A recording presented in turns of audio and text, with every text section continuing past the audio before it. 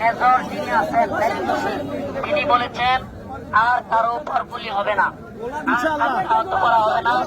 যারা আহত হয়েছে তারা চিকিৎসা পাবে এবং শেখ জসিমউদ্দিন রহমানী সহ সকল বন্দীরা গুলি হইল কেন এটার বিচার করা হবে ইনশাআল্লাহ।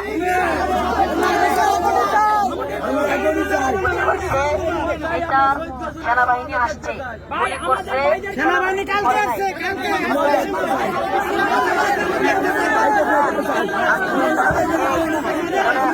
আমরা শাহেদ জসিমউদ্দিন রহমানীকে দেখতে চাই, আর কিছু না। আমাদেরকে দেখার ব্যবস্থা করে দিন। আমরা মানব না।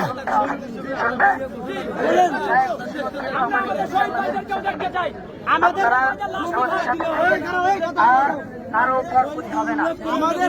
রবিবারে জামিন হয়েছে, সেই আসামি এখনো ছাড়ে না কেন? সেই আসামি এখনো ছাড়ে না কেন?